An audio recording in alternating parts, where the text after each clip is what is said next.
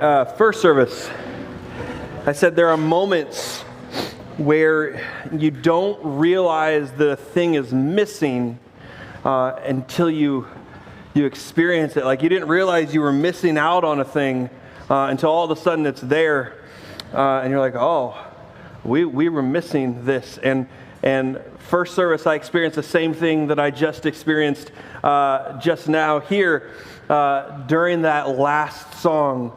Do you know what I heard this morning? I heard kids' voices worshiping with us, and I loved it. You don't realize what you're missing.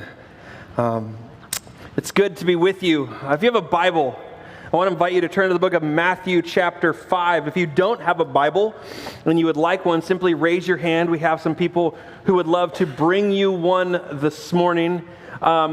Speaking of our Bibles, the Revolution Bibles, fun fact, the Bibles, some of you are even using it, our blue Bible, like because this Bible that we have, if you don't own one, feel free to keep it. This is our gift to you. However, hear this. The place where we have been ordering these Bibles are becoming harder and harder to find.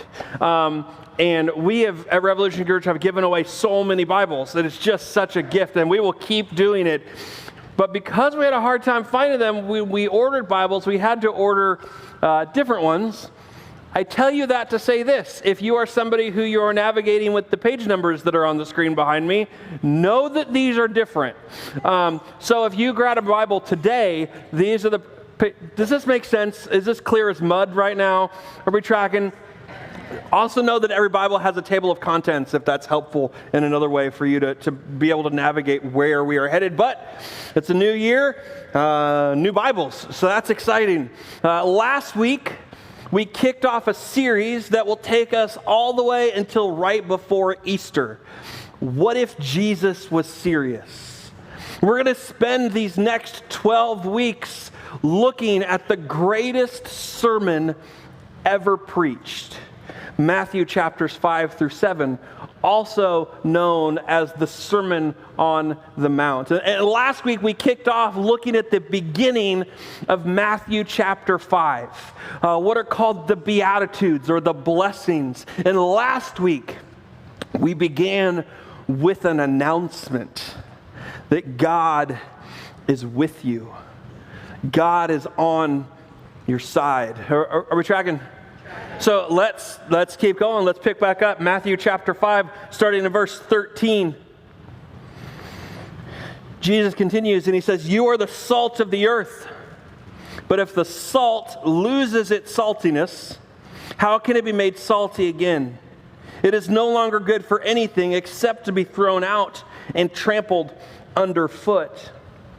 So Jesus again is speaking to these large crowds full of people from all different walks of life. I believe the official term would be mishmash of people, all of these people. Jesus has this large crowd, and right after the Beatitudes, he says, "You are the salt of the earth." Now for us in 2026, this perhaps brings up some questions. Most notably, why salt? Because for us today, salt can actually sometimes be a negative thing. Salt can sometimes have negative connotations to it. Salt, for some people, brings with it thoughts of like high blood pressure and things like a low sodium diet, which is just as terrible as it sounds. Salt has even made its way into the way we speak as a negative thing. We hear people say, "Oh, they were just so salty about it." Right? And for those of you that aren't like, you don't speak Gen Z, salty simply means that someone is upset about something. If they're salty, they're upset. And so when Jesus calls us salt, for some of us, it can be a struggle. I mean, out of everything, why salt?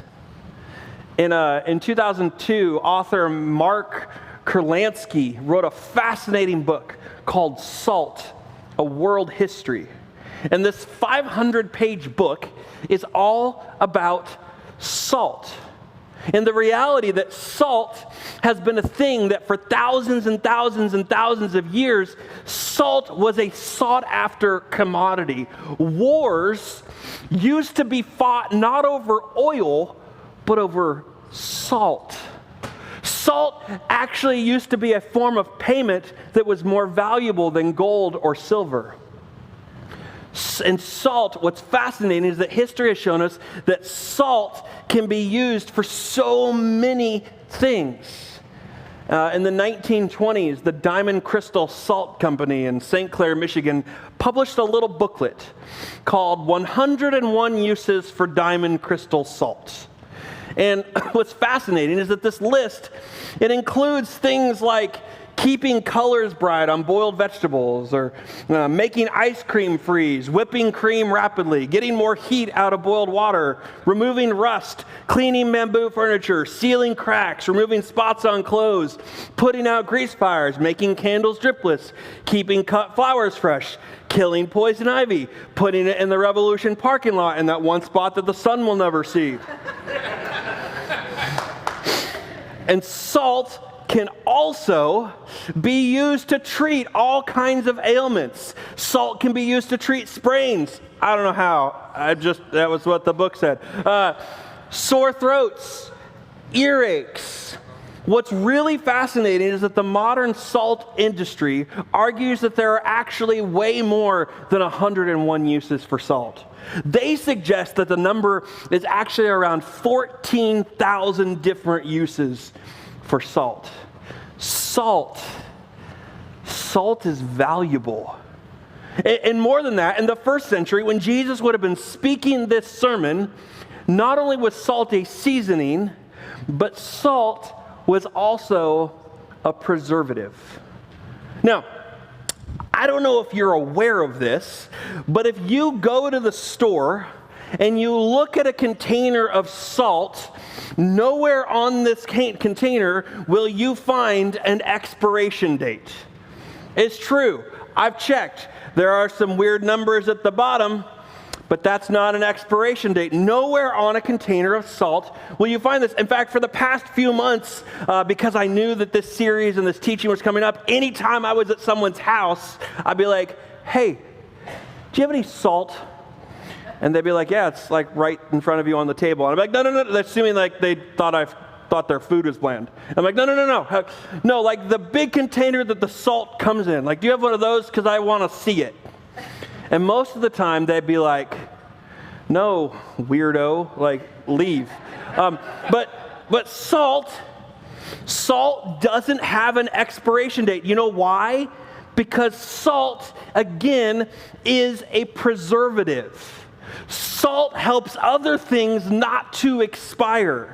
So in the first century, when this is being preached, that was primarily what salt was used for. They would encase things like meat in salt, and that would ensure that those things lasted longer because they didn't have refrigerators. Salt was a preservative. And so when Jesus says, you are the salt of the earth, well, this has deep, profound implications to it. Jesus is saying that our call in the world is to be as useful and valued and have all of these different forms and functions, just like all the things that salt can do. To be the salt of the earth is that in everything we do, we represent the way of Jesus. Jesus is saying you're called to be the salt of the earth. You're called to be a preservative in this world.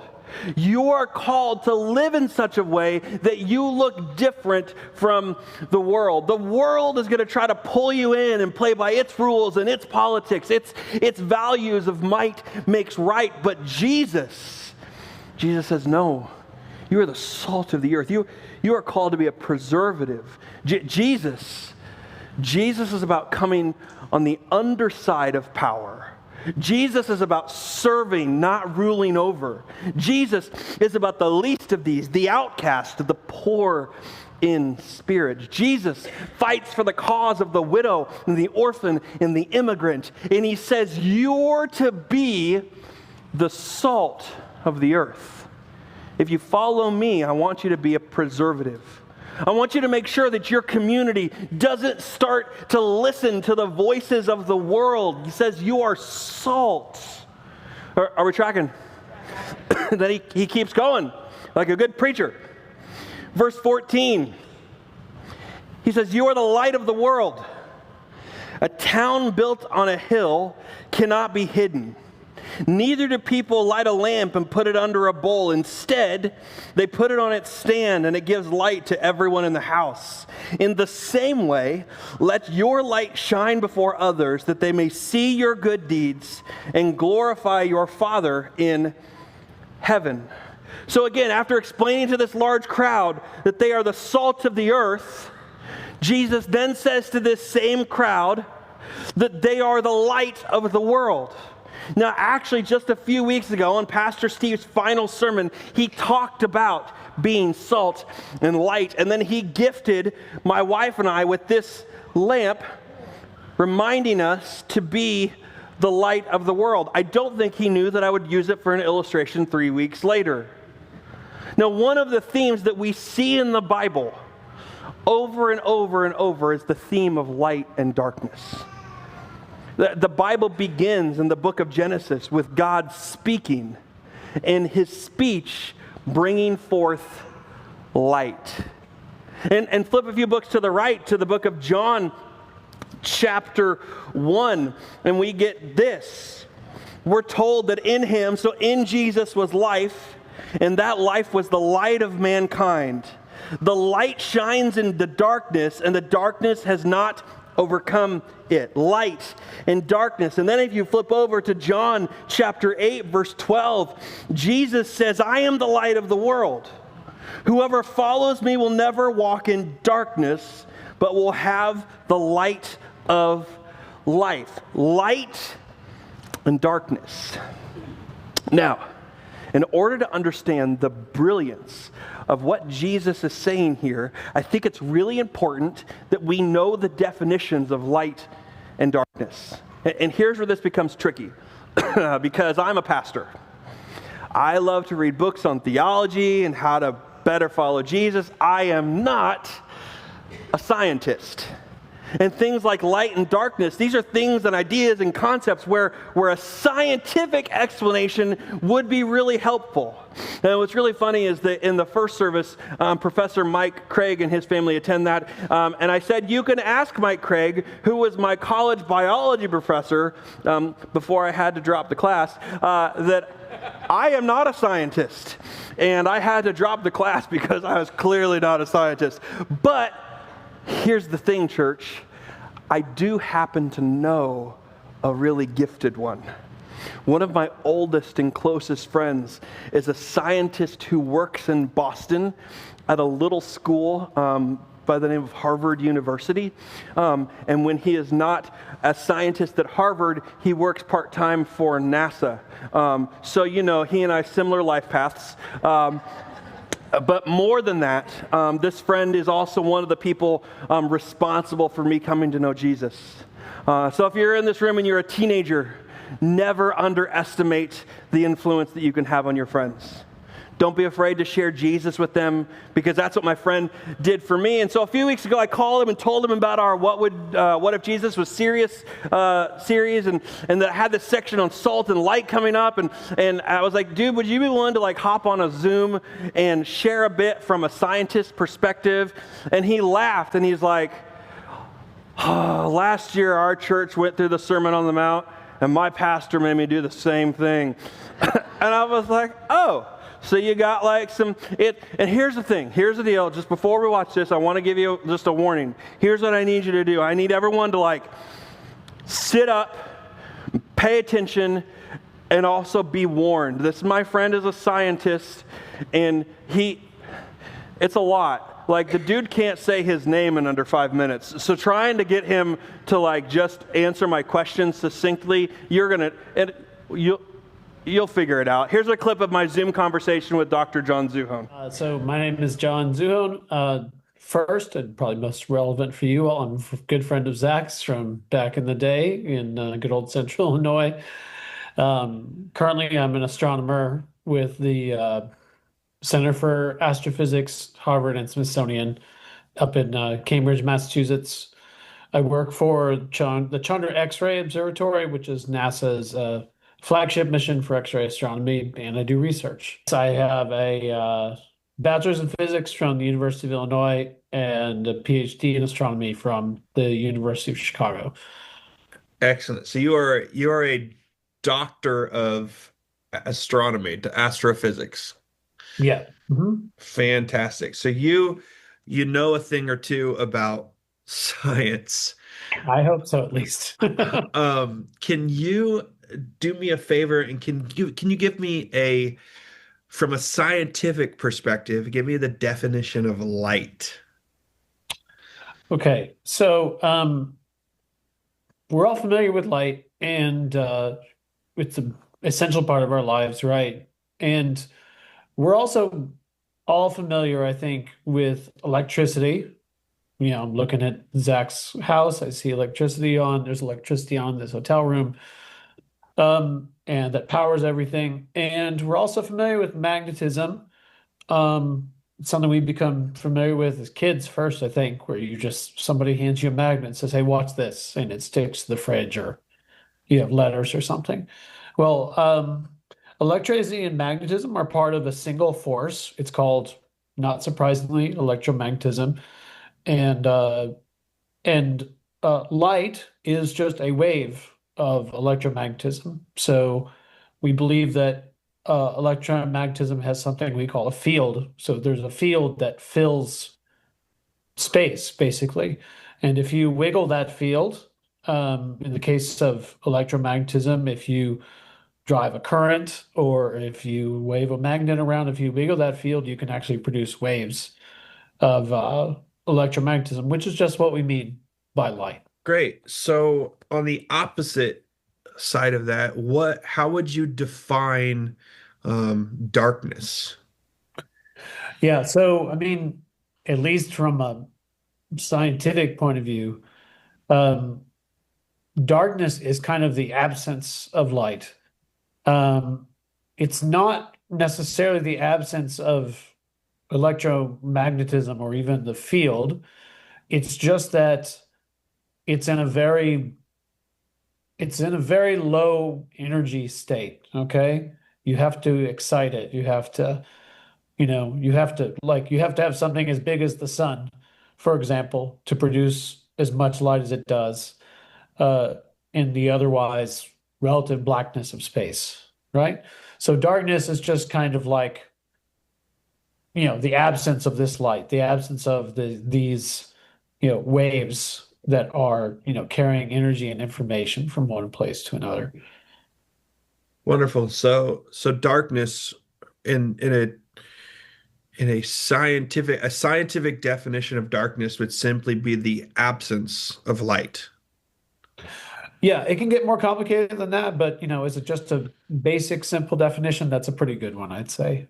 Great. So, Something else that I would love your perspective on, especially as somebody who you you for a living study galaxies and stars and planets and cosmology.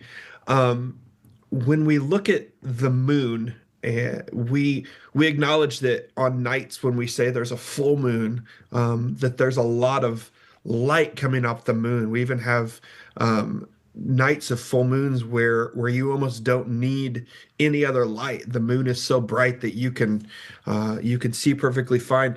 Can you talk us through what's happening there? Like where does the moon produce light, or where does that light come from? yeah. So, one of the things that we all notice, when we're growing up, and I'm sure that all of us at one point when we were kids asked an adult to, maybe explain it to us, or we just noticed it, is that the moon, as you said, sometimes looks like a big bright circle in the sky, it can get very bright. Um, and sometimes it looks like it's cut in half. Sometimes it looks like a crescent. Um, and sometimes you don't see it at all.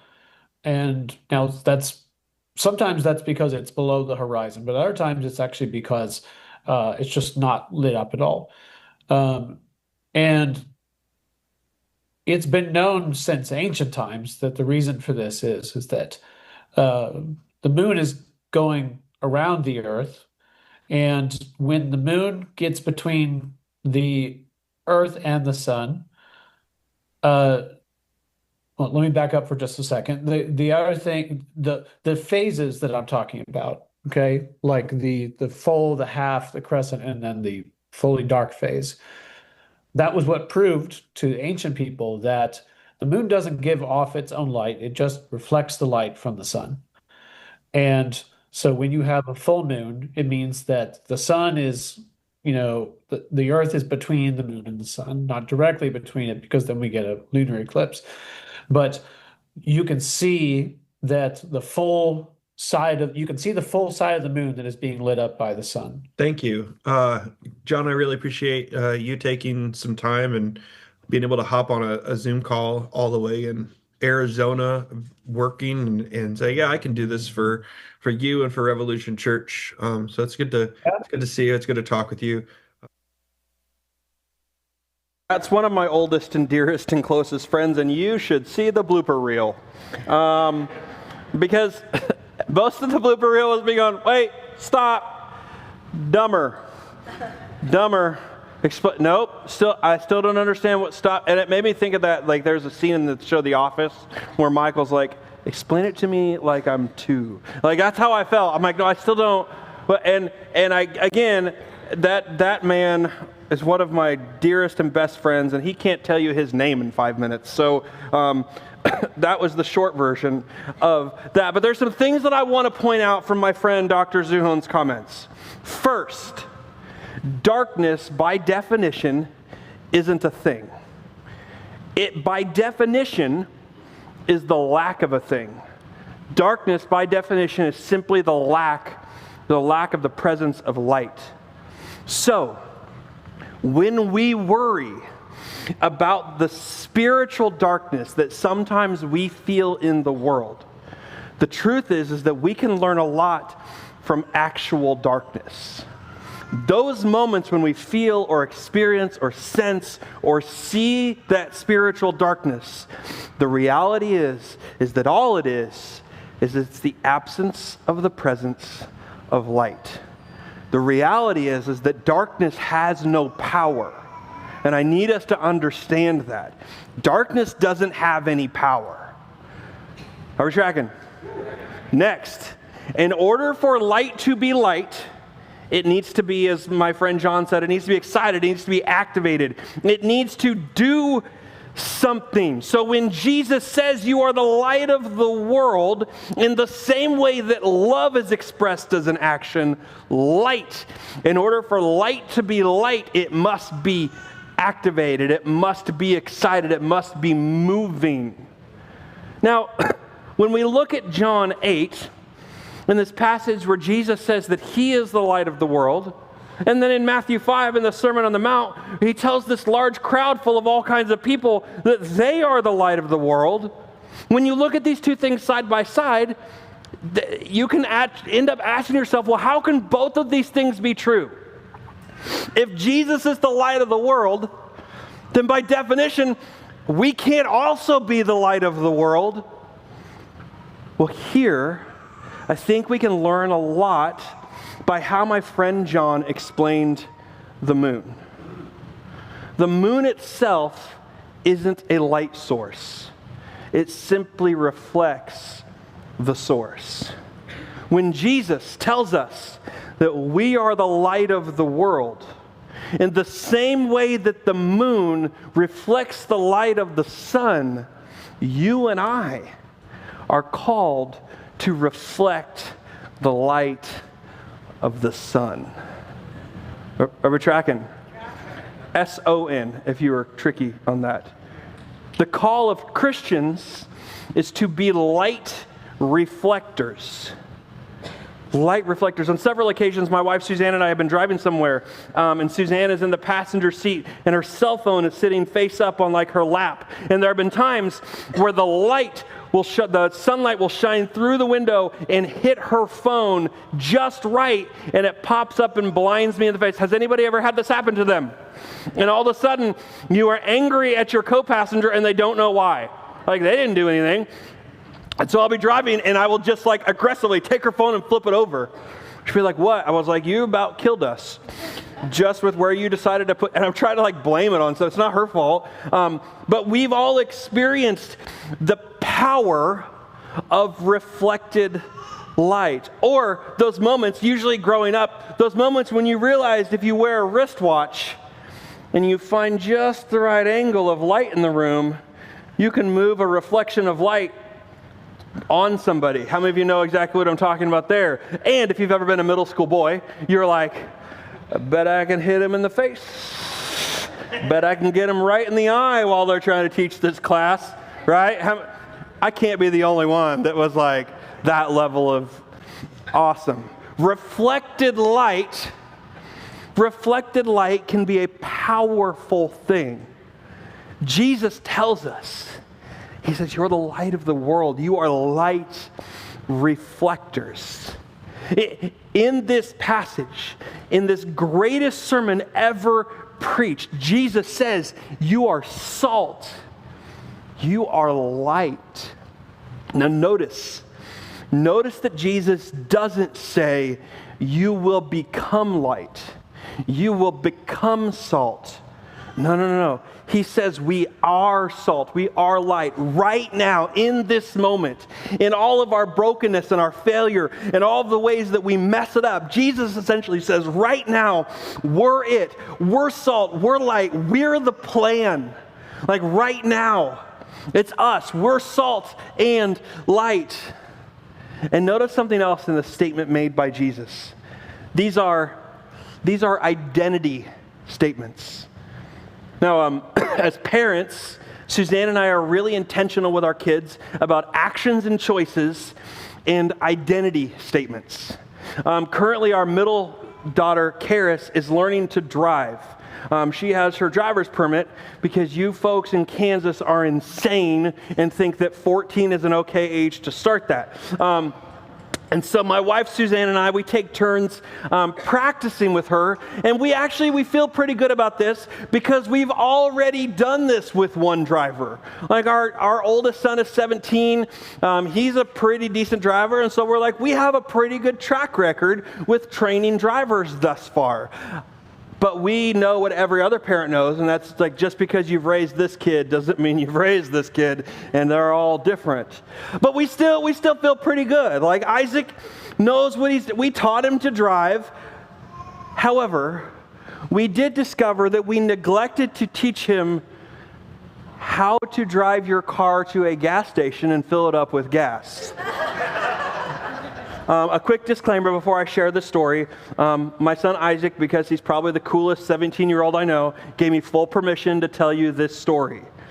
But Isaac, one of the very first times that he was out solo with a driver's license without a parent, pulled his truck to a gas station because he needed to get gas for one of the first times solo.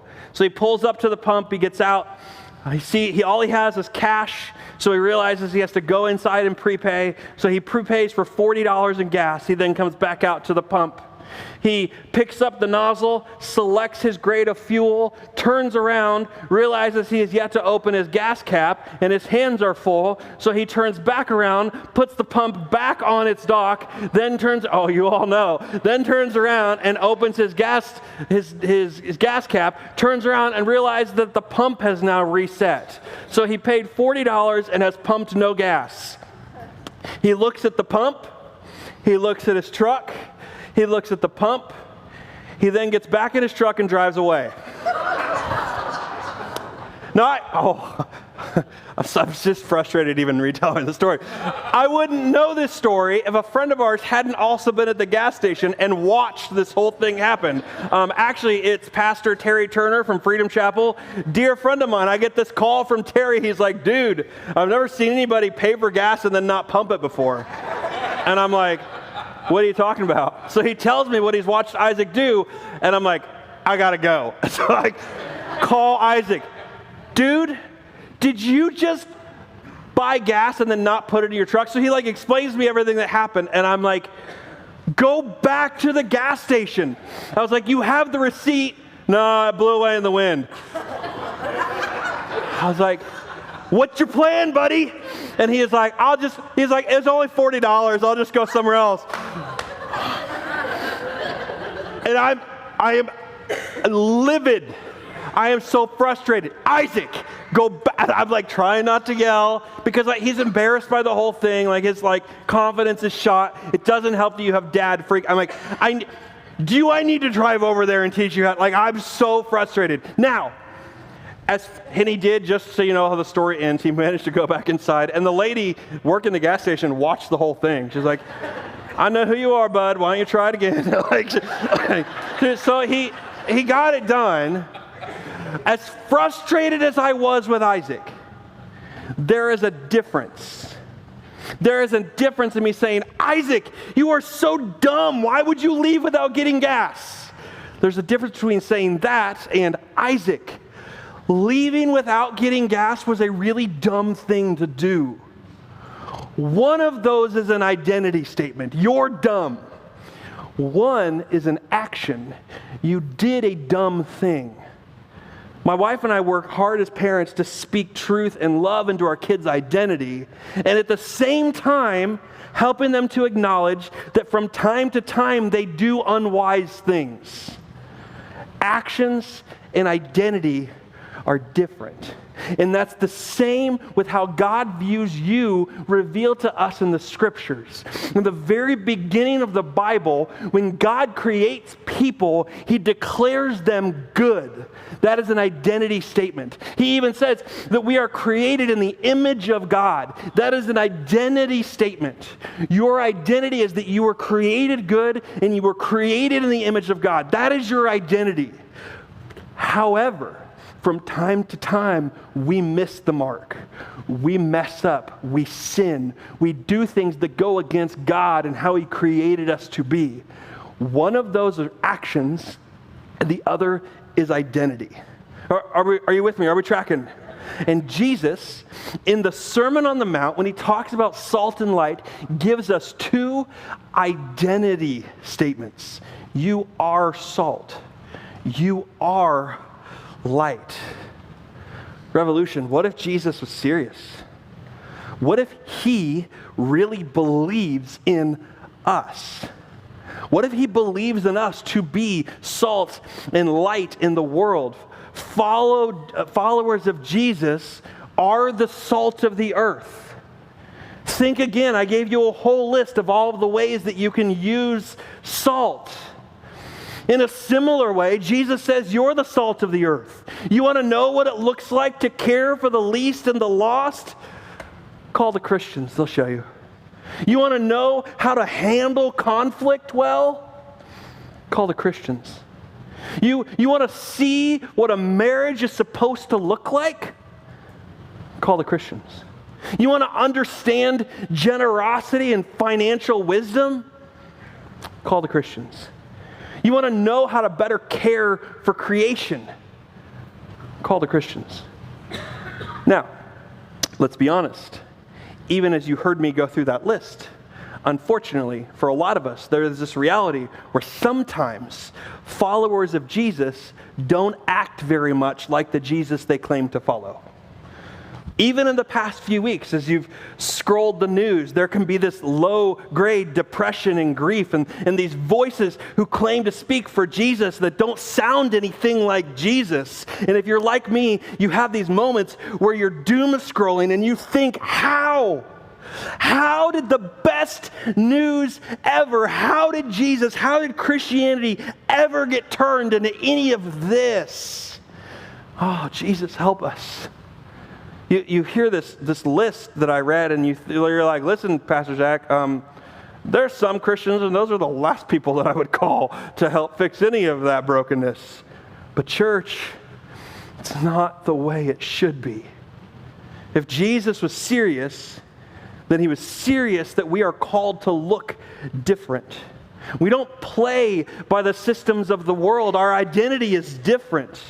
When we think about what it means to be salt, one of the first Christians, a guy named Paul, he talks about it this way in a letter that he writes to some first Christians living in Rome. He says, "Therefore, I urge you, brothers and sisters, in view of God's mercy, to offer your bodies as living sacrifices, holy and pleasing to God. This is your true and proper worship." Now, I want you to get a picture of what Paul is saying here. And especially as we understand what it looks like to be salt. Paul says that our call is to be living sacrifices. Now, Paul's audience knew what a sacrifice was. A sacrifice was an animal that was killed as a way to make up for brokenness and sin in a person's life. An animal that was literally broken open and the blood was poured out for the sin of someone else. And so what Paul is saying is that our call is to be living sacrifices, that the call of followers of Jesus is to be broken open and poured out for other people. That our call to be the salt of the earth is to be broken open and poured out for the world around us. There's a reason why sometimes after you finish serving, or after you pray with somebody, or after you share Jesus in really powerful ways, that you get to the end of it and you're like, I'm tired. Like I'm exhausted in this kind of way that I've never experienced that. Of course, you were broken open and you were poured out for somebody else. When Jesus says that you are the salt of the earth, his heart is that we are poured out for the world. That our call is to be different from the world around us. That our call is to preserve the life that Jesus invites us into. That you are poured out. That you carry a message of hope. Hope for all people. Hope that's available to anyone. Because church, if the message of Jesus, if Christianity, if that's not good news for everyone, then it isn't good news for anyone. The message of Jesus, that there is salvation, that there is a new beginning, a new hope for anyone who wants it. That through Jesus your sins have been forgiven, that there's a better way to live in the world, that to follow and give your life to Jesus is to enter a life to the fullest, a life that starts now and goes on for all of eternity. This is the good news of the gospel. You are salt, and you are light. Just like the moon, you reflect the light of the sun. Your life and the light that comes from it is a reflection of who Jesus is and the life he invites us into. On your chairs this morning when you came in, you should find a small reflector strip. These are for you to take with you. And my invitation is for you to find some place this week to stick it. Maybe someplace that's even going to catch light. And every time you see it, every time you see light reflected off this, that you would be reminded that your call is to be the light of the world, that you are a light reflector, that you reflect the light of Jesus. What if Jesus was serious? What if Jesus really meant that right now we are salt and light? What if Jesus was serious when he tells us that our job is to reflect his light to the world around us? That we're called to be poured out like salt for the hope of the world. Salt and light. Revolution Church, my heart for you, my encouragement, my call for you this morning is to be the moon. Would you stand?